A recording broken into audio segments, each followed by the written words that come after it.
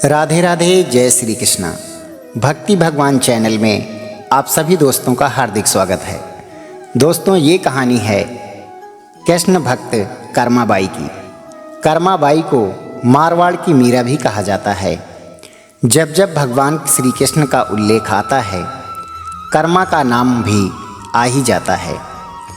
वे भगवान की महान भक्त थी और भगवान श्री कृष्ण उनके हाथ से प्रतिदिन भोग ग्रहण कर भोग की थाली रिक्त कर देते थे। राजस्थान के नागौर जिले की मकराना तहसील में एक गांव है कालवा। इस गांव में जीवन राम डुड्डी के घर 1615 ईस्वी में एक पुत्री का जन्म हुआ। भगवान की बहुत मन्नतें मांगने के बाद इसका जन्म हुआ था। नाम रखा गया कर्मा। कर्मा के चेहरे पर एक अनोखी आभा रहती थी। जीवन राम स्वयं धार्मिक पुरुष एवं अनन्य भगवान श्री कृष्ण का भक्त था। उन्होंने भगवान के नाम मदन मोहन से अपने घर में कृष्ण भगवान का मंदिर बना रखा था। वे प्रतिदिन भगवान श्री कृष्ण की पूजा करते और भोग लगाते तथा भगवान को भोग लगाने के बाद ही भोजन ग्रहण करते। यह उनके घर का नित्य का नियम था।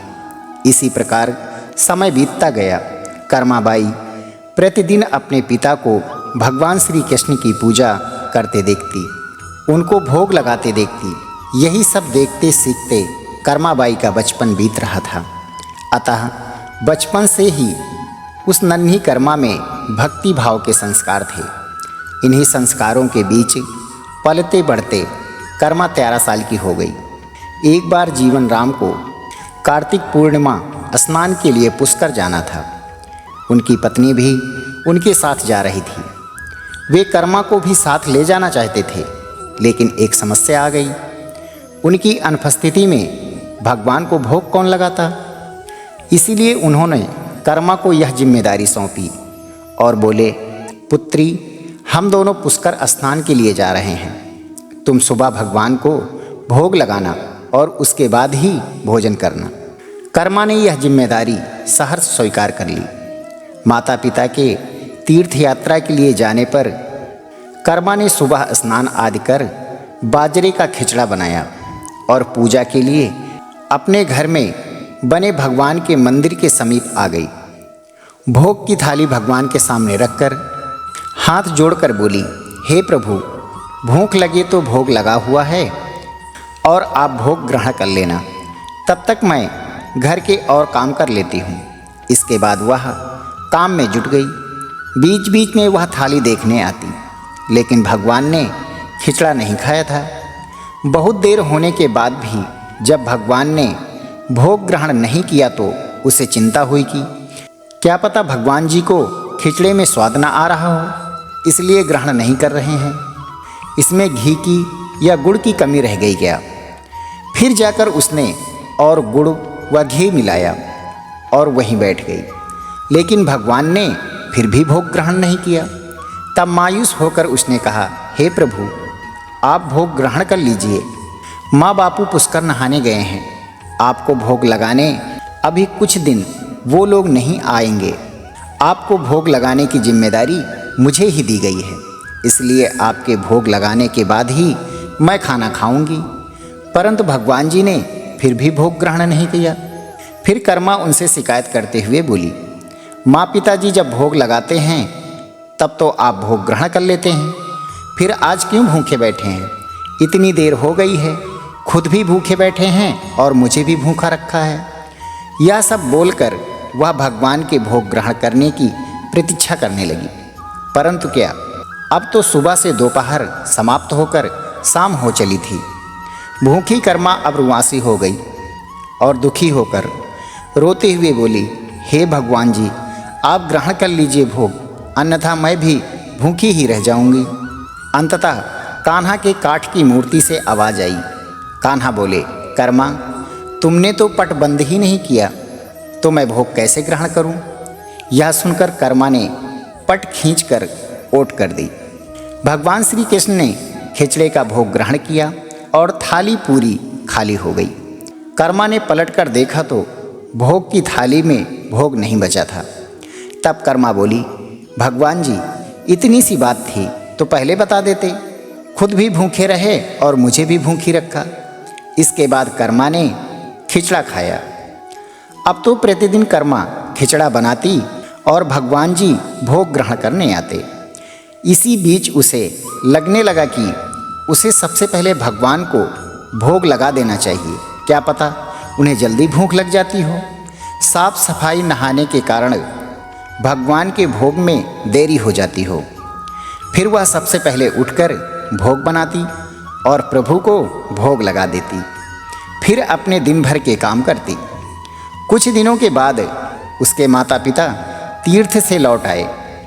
आते ही पिता ने अपनी लाडली पुत्री से पूछा, पुत्री, तुमने किसी भी दिन भगवान को भूखा तो नहीं रखा?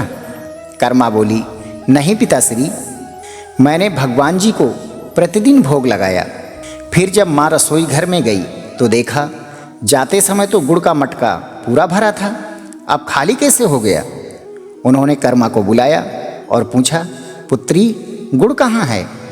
कर्मा ने बताया कि रोज भगवान श्री कृष्ण उसके पास आते और खिचड़े का भोग ग्रहण करते, कहीं मिठास कम ना हो जाए, इसलिए खिचड़े में गुड़ ज़्यादा डाल दिया। और उसने पहले दिन हुई परेशानी के बारे में भी बता दिया। कर्मा ने कहा, भगवान जी ने बहुत देर तक भोग ग्रहण नहीं किया था, फिर पट बंद करने पर किया। यह सुनकर माता पिता चकित रह गए। वे जिन्हें ईश्वर के आशीर्वाद हेतु इतनी दूर तीर्थ यात्रा पर गए थे, जिन्हें पाने के लिए लोग ना जाने कहाँ कहाँ क्या क्या करते हैं, कहाँ कहाँ ढूंढते हैं, वे भगवान उनकी बेटी के हाथ से उनके घर में खिचड़ा खाते हैं। यह कैसे संभव है? उन्हें चिंता भी हुई कि बेटी बावली तो नहीं हो गई है। ये भी सोच लिया कि क्या पता कर्मा ने ही पूरा गुड़ खा लिया हो। इस पर कर्मा ने कहा, अगर आपको यकीन नहीं है तो कल देख लीजिएगा, मैं खुद भगवान को भोग लगाऊंगी। इस आश्चर्य से वे रात भर सो नहीं पाए। दूसरे दिन कर्मा ने खिचड़ा बनाया और मंदिर में भोग की थाली रखकर पट बंद कर दिया और बोली, हे भगवान जी, ये लोग नहीं मान रहे हैं कि मैंने आपको ही गुड़ और घी खिलाया है और आप भोग खाकर स्वयं सिद्ध कीजिए। भक्त की पुकार सुनकर भगवान को आना ही था और कान्हा खिचड़ा खाने आ गए। जब पट खुला तो जीवन राम और उसकी पत्नी आश्चर्यचकित थे कि भोग की थाली में भोग बचा ही नहीं है। फिर क्या, कर्मा का जीवन प्रतिदिन भगवान श्री कृष्ण को भोग लगाने में निकला। जब उसके माता पिता नहीं रहे तब वे एक दिन अपने कान्हा की मूर्ति साथ लेकर तीर्थाटन के लिए निकल पड़ी। परंतु भगवान की कृपा से उन्हें हर दिन खिचड़ा बनाने के संसाधन मिल ही जाते और वे प्रतिदिन भगवान श्री कृष्ण को खिचड़ा खिला देती। तीर्थाटन करती हुई देवी कर्मा भगवान जगन्नाथ की नगरी पहुंची और वहीं रहने का मन बना लिया। वहाँ भी रोज भगवान को खिचड़े का भोग लगाती और पट बंद कर देती। भगवान भी प्रतिदिन उनके भोग को ग्रहण करते। जिस दिन उन्होंने पहली बार जगन्नाथपुरी में खिचड़ा बनाया, उसी दिन उनके पास से जा रहे एक बालक ने उनसे कहा, माता, घी की बड़ी अच्छी सुगंध आ रही है, क्या भोजन बचा है? देवी कर्मा ने कहा, हाँ बालक, बचा है, तुम बैठो, मैं तुम्हें देती हूँ। यह कहकर देवी कर्मा ने उस बालक के लिए भी खिचड़ा लगा दिया। बालक पूरे मन से स्वाद लेकर खा रहा था। देवी कर्मा को यह देखकर सुख की अनुभूति हो रही थी। उस बालक ने खाते खाते पूछा, क्या मैं कल आऊँगा तो भी मुझे खिचड़ा खिलाओगी?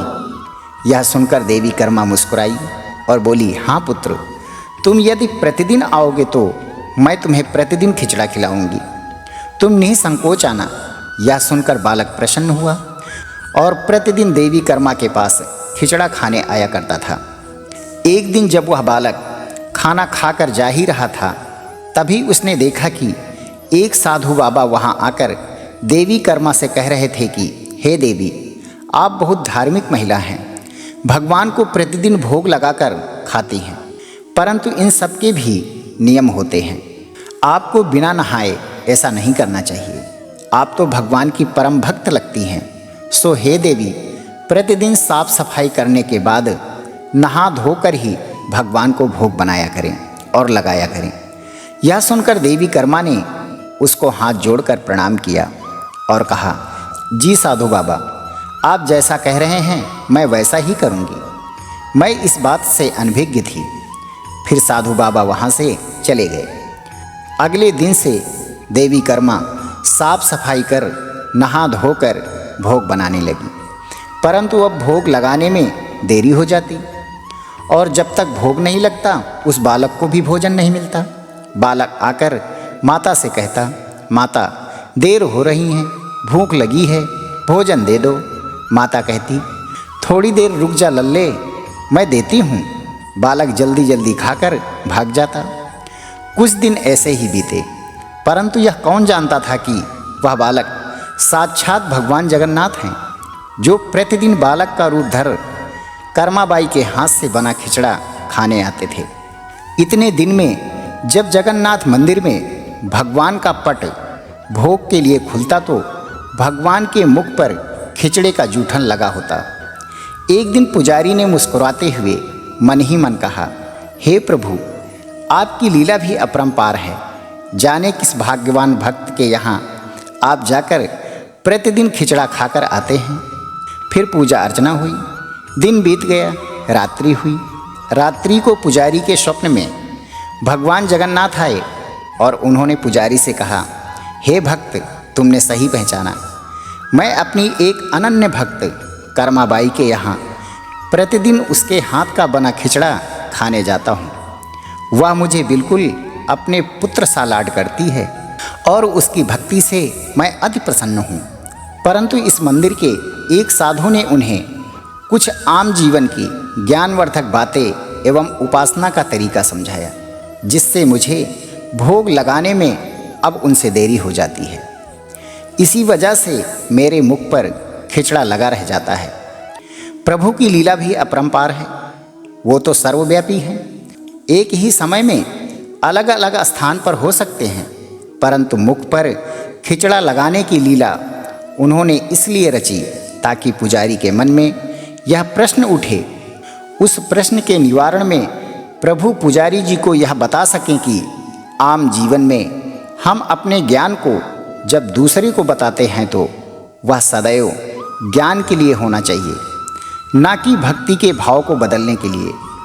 क्योंकि सांसारिक जीवन के लिए ज्ञान आवश्यक है, ज्ञान महत्वपूर्ण है, परंतु जहाँ भक्ति होती है वहाँ ज्ञान का कोई काम नहीं है।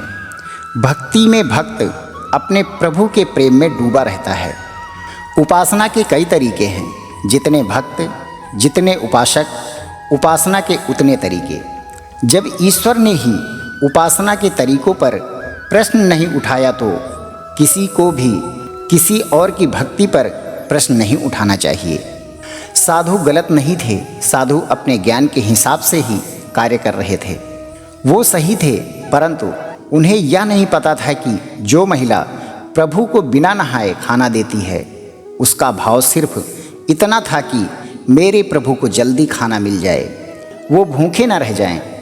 और यह प्रेम भाव प्रभु के लिए हर नियम से ऊपर था। इन बातों को सुनकर पुजारी ने साधु बाबा को बुलवाकर यह बात कही। साधु बाबा को भी अपनी गलती का एहसास हुआ कि वो भगवान और भक्त के बीच में आ रहे थे, और उन्होंने बिना समय गवाए माता कर्मा के पास जाकर कहा कि हे देवी, आप जैसे प्रभु को पहले भोग लगाती थी वैसे ही लगाइए। मैं आपकी भक्ति नहीं समझ पाया, इसलिए मुझे क्षमा करें। देवी कर्मा ने कहा, जी ठीक है, मैं कल से फिर उसी समय पर वैसे ही भोग लगाऊंगी। माता कर्मा ने फिर उसी तरीके से भोग लगाना शुरू कर दिया और भगवान के मुख पर खिचड़े का जूठन अब नहीं लगा होता। ऐसे ही कई वर्ष बीत गए। एक दिन पुजारी जी ने देखा भगवान की आंखों में आंसू बह रहे हैं और वो भोग ग्रहण नहीं कर रहे। तब उन्होंने मन ही मन फिर से पूछा, हे प्रभु, ऐसा कौन सा अपराध हुआ हमसे कि आप भोग ग्रहण नहीं किया और आपकी आंखों में आंसू भी बह रहे हैं? प्रभु, यदि हमसे कोई अपराध हुआ है तो हमें क्षमा करें और भोग ग्रहण करें। आपके भक्तजन प्रसाद के लिए प्रतीक्षा कर रहे हैं। फिर क्या था, भक्त वत्सल प्रभु ने प्रसाद ग्रहण कर लिया, परंतु प्रभु के भोग देर से ग्रहण करने की बात और उनके आंखों में आंसू बहने की बात पूरे प्रजा में तेजी से फैल गई। यह बात महाराज तक जा पहुंची। महाराज अतिशीघ्र मंदिर पहुंचे और वे पुजारी जी से विचार विमर्श करने लगे। फिर उन दोनों ने भगवान के पास जाकर हाथ जोड़कर विनती की कि हे प्रभु, कृपया हमें बताएं कि इस बात का क्या संदेश है। रात्रि पहर जब राजा सो रहे थे तब भगवान राजा के सपने में आए और उन्होंने कहा कि मेरी एक अनन्य भक्त थी कर्माबाई, जो प्रतिदिन मुझे खिचड़े का भोग लगाती थी और मैं प्रतिदिन उसके यहाँ बालक के रूप में जाकर खाया करता था। परंतु आज उन्होंने अपनी अंतिम सांस ली और मुझ में सदैव के लिए लीन हो गई। अब मुझे बालक की तरह प्रेम करके कौन खिचड़ा खिलाएगा। यह सुनकर महाराज ने सपने में ही भगवान से कहा कि हे प्रभु, आज से प्रतिदिन आपके भोग में कर्माबाई का खिचड़ा भी चढ़ेगा। यही सपना उन्होंने अपने दरबार में सुनाया और उसी दिन से भगवान जगन्नाथ के भोग में कर्माबाई का खिचड़ा भी चढ़ने लगा। दोस्तों, ये थी भक्त कर्माबाई की कहानी और उनके खिचड़े से जुड़ी भगवान की लीला। कहानी कैसी लगी आप हमें कमेंट करके ज़रूर बताएं और अगर कहानी अच्छी लगी हो तो लाइक, शेयर और सब्सक्राइब ज़रूर करें। धन्यवाद दोस्तों, मिलते हैं एक नई कहानी के साथ। तब तक के लिए राधे राधे, जय श्री कृष्ण।